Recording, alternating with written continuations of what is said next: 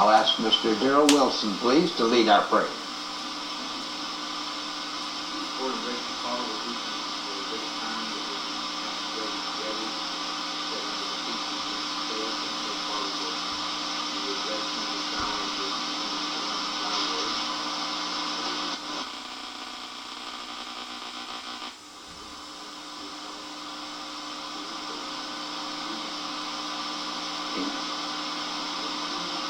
When we close our period, at the middle of page 15, we were discussing the values of typology. The value of having these types of Christ, types of things. Types are God-ordained illustrations. They're divine illustrations. Then the second is that the types are personal illustrations. They make the study. You aren't studying about some old building that was built hundreds and hundreds of years ago. But you're studying about your best friend, the Lord Jesus Christ. It makes a great difference. I don't know how any of you older folks feel about these efforts to locate the ark. You know, people say that they have finally found the ark and all. All that doesn't interest me at all.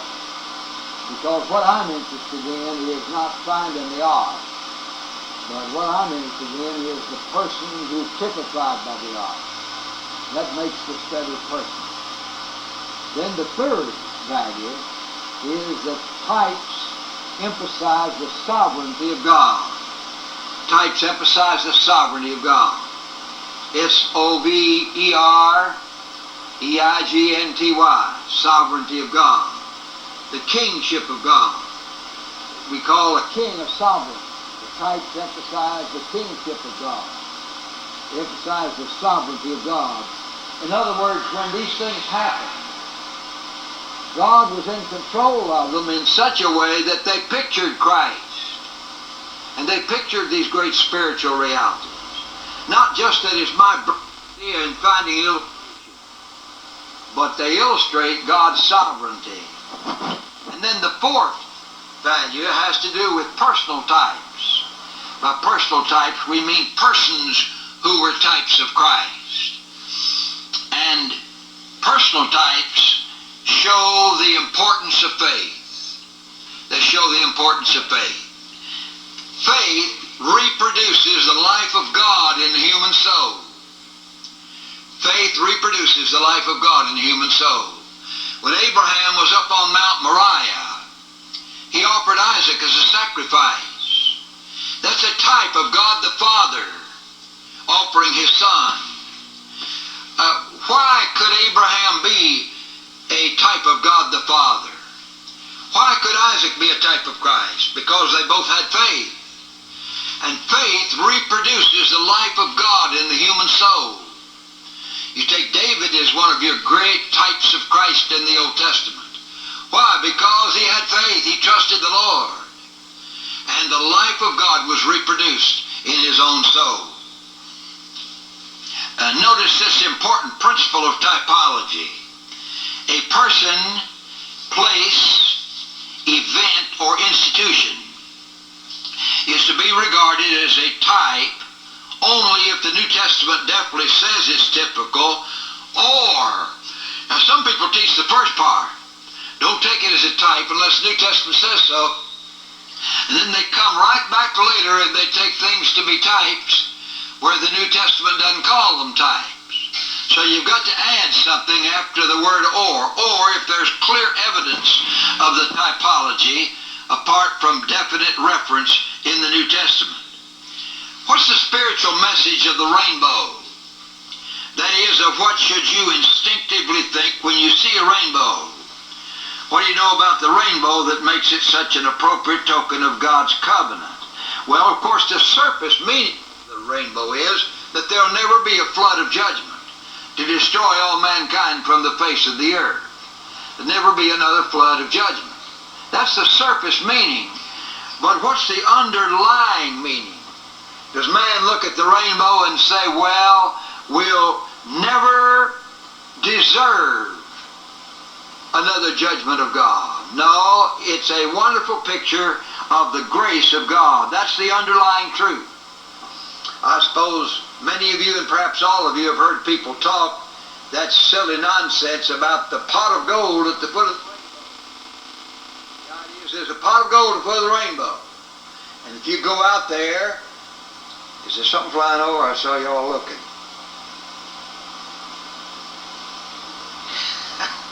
Did you see something? Oh, I see. Just wool gathering. Okay, good. I thought maybe there's some bird flying over our heads or something up there. Some talk about the pot of gold. Say if you could get to the end of the rainbow, you can find the pot of gold. Others say you'll never find the end of the rainbow. Oh, yes, you will too. There is the end of the rainbow, and you can find the end of the rainbow especially if you're in mountainous places. Somebody told me once that she and her husband were up in the mountains, and that the end of the rainbow came right down by the place where they were standing. He said it was really quite a thrill. And right at the foot of the rainbow, yeah. How many of you heard that idea you could never find the foot of the rainbow? Have you ever heard that? That just isn't true. In mountainous places, you can certainly find the foot of the rainbow. I've almost reached the place, not quite, where I think it's a sin to talk about that nonsense, the pot of gold for the rainbow. Because if you talk about the wrong thing, you won't be able to talk about the right thing. Why should we talk about the right thing? What is the right thing? It's the grace of God. That rainbow, what is there about the rainbow that makes it such a wonderful picture of the grace of God? One is, it's so glorious. And the glory of the rainbow is a picture of the most glorious thing in the world. And that is the grace of God. A lady told me that, one time she was standing at the foot of the rainbow in the mountains and saw this beautiful rainbow. I wonder how many of you have ever seen a double rainbow? Have you ever seen a double rainbow? I'm 79 years old now, and I've seen only one double rainbow. Years ago, I saw it, and I've never seen one since. I mean, it was perfect. A perfect double rainbow. A preacher and I were going out in the country. I tell you, it was out near Hopkins to hold a meeting. Did any of you go by that Hopkins Presbyterian Church out there? That's the place where I had the meeting with this Presbyterian preacher. And it was one Sunday afternoon, and he said, "Look at that, Frank." It was a perfect double rainbow. I'd never seen one before, and I haven't seen one since. He'd seen several before that time. But, oh, it was just marvelous. Well, no matter how glorious the rainbow is, it's only a tiny little reminder of how glorious is the grace of God. Another thing about the rainbow that makes it such a picture of the grace of God is that as you look at it, it completely spans the gulf between heaven and earth. It just spans the gulf between heaven and earth. One part of it digs down into the earth, and the other part of it digs down into the earth. And the grace of God spans the gulf between heaven and earth. You know, every time you pray in faith, you're standing at the foot of the rainbow. Why is it that you as a sinful person can come and pray to the holy God and have your prayers answered? Because just as that rainbow spans the gulf between heaven and earth, the grace of God spans the gulf between you and the holy God. Do you know what a rainbow looks like if you see it from an airplane? How many of you have ever been up in an airplane? Have you ever seen the rainbow from an airplane? You know what it looks like? Well, when people go into outer space, they especially have an illustration.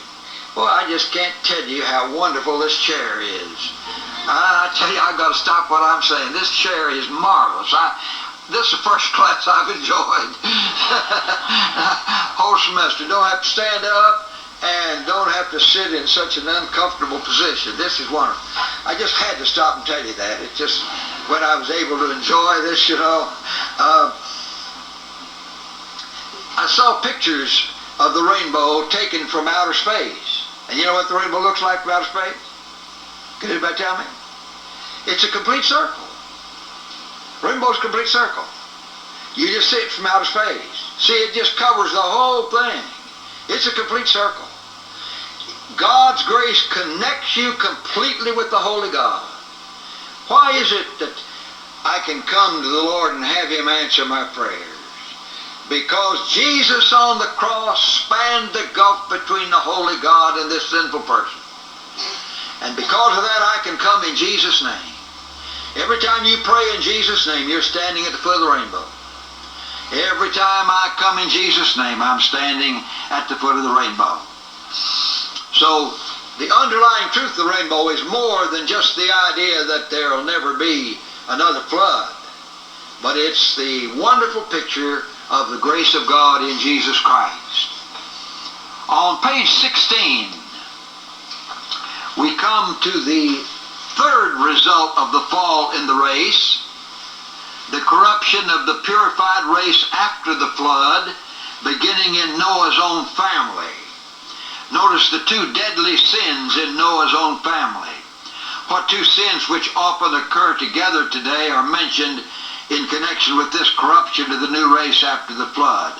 One is drunkenness, and the other is impurity or immorality. Drunkenness and impurity. They went together then, and they go together often now. Wherever you have drunkenness, in a great many cases you have impurity. You have immorality. I heard a Bible teacher one time talking about Satan, and he said, Satan is an angel of light. Well, that's true. 2 Corinthians 11:14 says, even Satan changes himself into an angel of light. But he said, the devil isn't interested in your being drunk. The devil is not interested in your being impure. He's an angel of light. See, that's an overstatement of the truth. And one of the most dangerous forms of error is overstated truth. Indeed, the devil is interested in your being drunk. And indeed, the devil is interested in your being immoral and in your being impure. See, these two sins are mentioned here, just showing here two of the main sins Satan uses as he fights God's great plan of salvation, God's great plan of world redemption. One is drunkenness, and the other is the sin of impurity. While a lot of people aren't ready to go to church to hear the gospel, they're drunk. And in many ways, Satan uses alcohol, beer, whiskey to turn people away from the gospel. And in many cases, how he does use the sin of impurity. Don't you think any of you ladies couldn't commit the sin of impurity? Some folks have the idea we're just too refined to be tempted. Nobody's too refined for anything like that. You need the power of God. I need the power of God to keep me pure, to keep you pure. Those are the two sins. The first person mentioned in the Bible as being drunk is Noah. Now, some people try to excuse Noah. They said Noah wasn't to blame for drunkenness because he didn't understand the principle of fermentation. And since he didn't understand the principle of fermentation, he wasn't responsible for his drunkenness. I believe the whole way the Bible tells the story here shows that Noah was responsible. If he'd been living close to the Lord at the time, then God could have warned him, because bad consequences come as a result of it. See, one way in which God warns us against a sin is not just by saying, now this sin is wrong, but by telling the story of that sin in such a way you see the results of it. And when you see the results of it, you automatically know that that sin is wrong, that that thing is wrong. And I believe Noah definitely was responsible. I think it's a great illustration of the fact that Satan can use a great purifier to corrupt.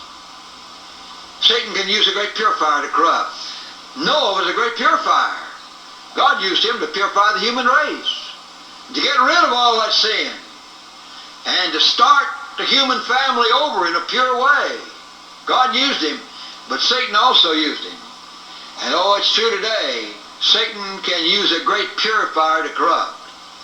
You see, one reason why that's true is that the more spiritual a person is, the more people look up to him. And the more people mold their lives in terms of that person. Well, you see, if that very spiritual person falls into a sin, why, people can easily fall into that sin along with him and not think it's very bad. Because that great man of God committed that, it must not be wrong if the great man of God committed it. Yeah, remember, the more spiritual a person is, the more potentially dangerous he is. Now, the opposite's also true. The less spiritual a person is, the more potentially dangerous he is. That's true in one direction. But it's also true that the more spiritual a person is, the more potentially dangerous he is. You take some man of God, some woman of God, you might think, well, who am I to pray for that person? That person's so much better than I am. That person's much more spiritual than I am. You need to pray for that person. Because the more spiritual that person is, the more that person is open to the attacks of the devil. And Noah is the first person in the Bible mentioned being drunk. He was a great purifier. But Satan used the great purifier to corrupt. Then the other sin was the sin of impurity. Now, this is impurity towards those of the same sex. It doesn't say that Ham gazed upon his mother's nakedness. It says that he gazed upon his father's nakedness. Now, of course, part of this was lack of respect for parents. That's one thing that's included here. Lack of respect for parents. Whenever you see a child that doesn't have respect for parents, look out. Because you don't know how far away from God that child's going to go. When I was up in Virginia, someone was talking to me about his kid brother. He said, my kid brother claims to be a Christian.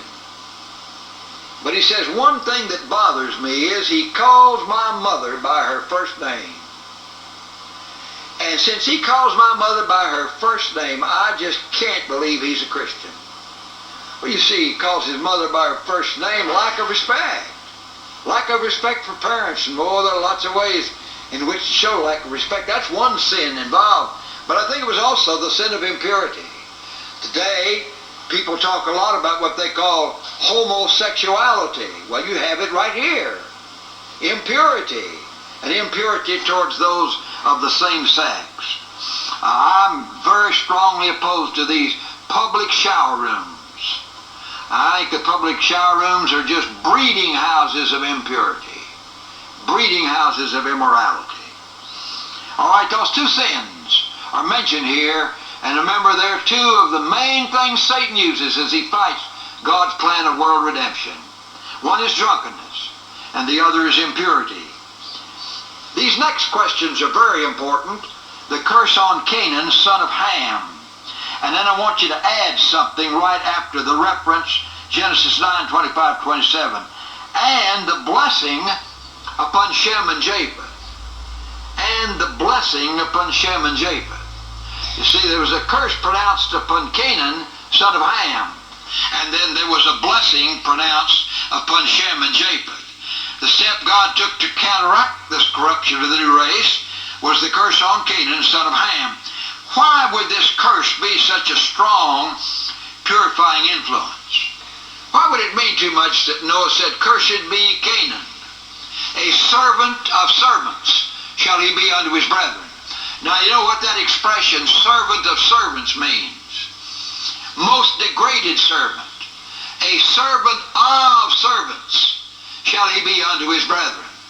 You see, you have that same kind of thing in the book of the Song of Solomon, the Song of Songs, which is Solomon's.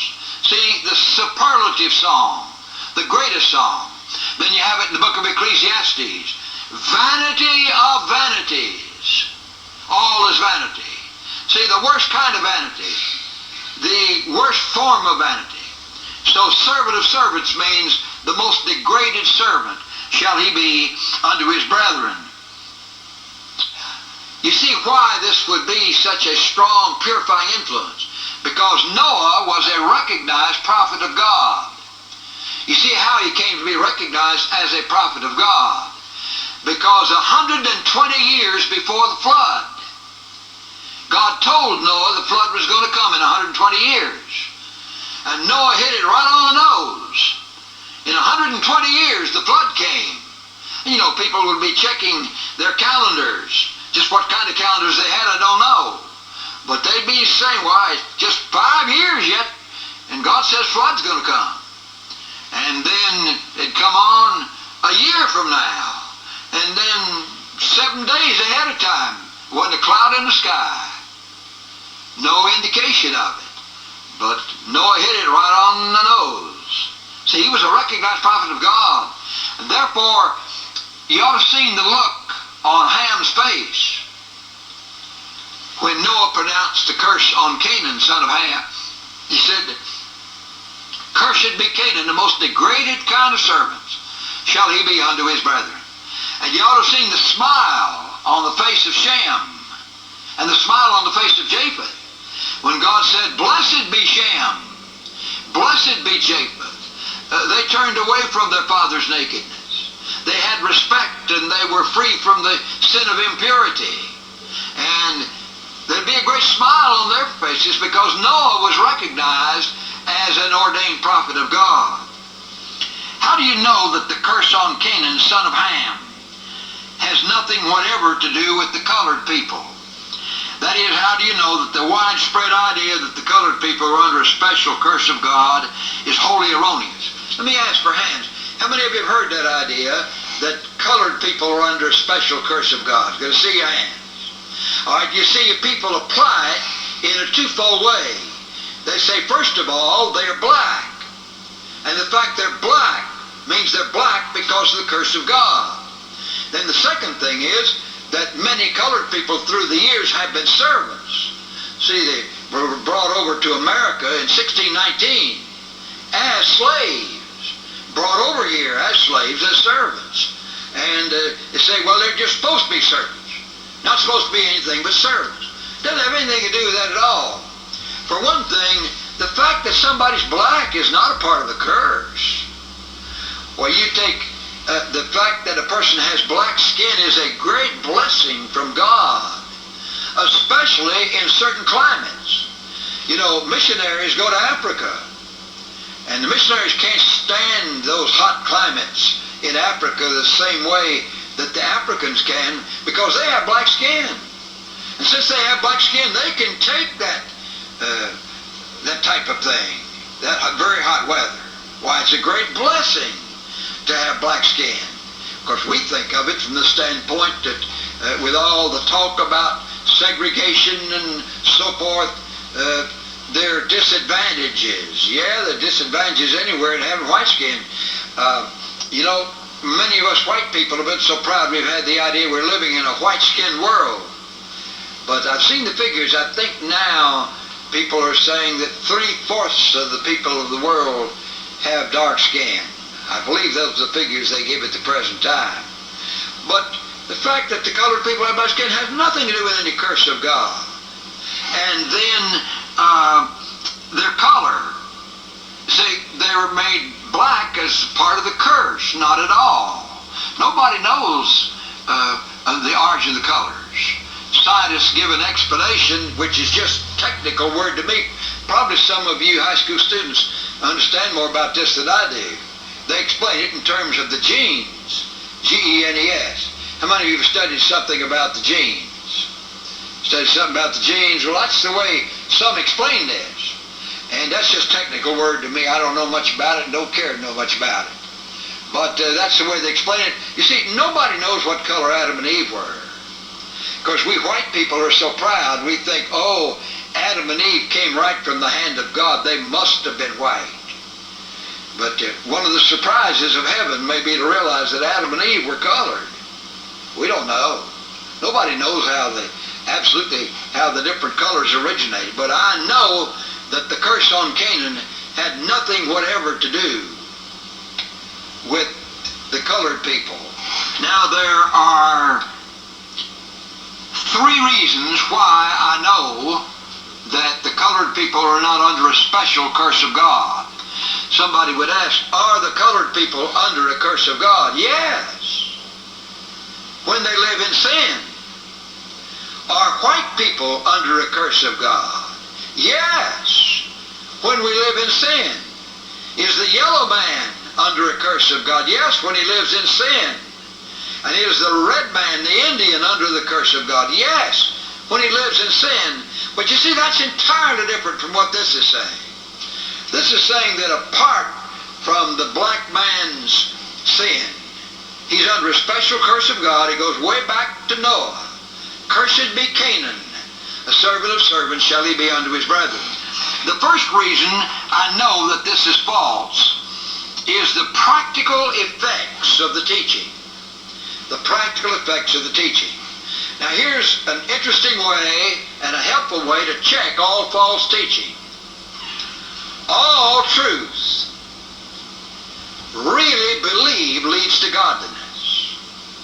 All truth really believe leads to godliness.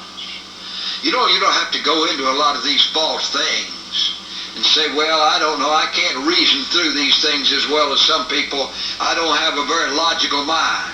You don't have to reason through a lot of that. You just say, if you believe that, is that going to result in a godly, pure life or in an ungodly and impure life?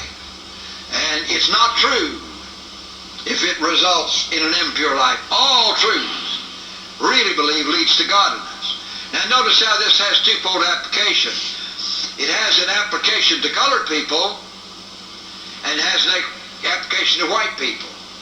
You tell a colored man that the fact he has black skin means that long before he was born, God pronounced a curse on him. Is the practical effect of that going to be a godly life? No, it's going to be an ungodly life. Even since I'm a Christian, if somebody told me that the fact I'm white means that I'm under a special curse of God, even though I'm a Christian and love the Lord, I'd be tempted to be bitter towards God. Well, I tell you, you speak to an unsaved colored person or to a saved colored person, and you tell him the fact you have black skin means you're under the curse of God. Why, that is bound to lead to have a practical effect of ungodliness, rejection of the Lord. I know there was a colored lady, a colored teacher over in Sumter who was talking to my wife a good many years ago. We were over there in the Lincoln School over in Sumter. That was in the days of segregation. Oh, that was a great big Lincoln High School and grammar school all together. It was a big school. Oh, we just enjoyed it so much. We got in there with the gospel several times. I forget the name of the principal, but he was a colored man of high repute. People thought highly of him in Sumter. And they went to him in terms of many things, and he let us in. But this colored lady teacher said to my wife, why should we colored people want the white man's God? Think of that. Well, part of that is the blame of white folks, saying, well, we have white skin and therefore we're more favored of God than you are. No, the practical effects of the teaching towards the colored people shows that the teaching's wrong. And then the practical effects of it towards the white people shows it's wrong. Even if you love colored people as a white person, you're still going to be inclined to look down on a colored person if you think he's under a special curse of God because he's black. Why, it has nothing whatever to do with it at all. Nothing whatever to do with it. The practical effects of the doctrine. You know, when we used to have segregation, then we got rid of that. And I have mixed emotions on that. I'm awfully glad to have colored people have better opportunities in the schools. But I used to have so many opportunities to get into the colored schools in cities where the white schools wouldn't let me in. Colored schools would let me in, and I believe I'm going to meet a lot of colored folks up in heaven because I got into those schools. I have mixed emotions. Same time, I'm awful glad that colored folks can go into good eating places. You know, for a long time when you had segregation, the colored family couldn't really get a good meal to eat unless they cooked it for themselves at home. And I used to feel about that keenly, and I just love to have that. But most of all, I want them to go to heaven. I want the thing to be better on earth, but I want us to realize that earth lasts just a short time, and eternity lasts forever. And think of calling the only true and living God the white man's God. Well, you tell me that a person's black because of the curse of God, and you just automatically will look down on it. I wonder, any of you white kids, if you look down on any of the colored students here. On the other hand, don't any of you colored students look down on the white folks? You know, it used to be just pretty much the whites look down on the colored. Now it's sort of the other way around too. And I'm kind of glad to see the thing evened up in a way, but it's wrong from both standpoints. Wrong from both standpoints. But you check any false teaching by the practical effects. For instance, I heard one time of a Universalist preacher who preached to a country congregation. Universalists teach everybody's going to heaven. Even the devil one day is going to heaven. That's what Universalists teach.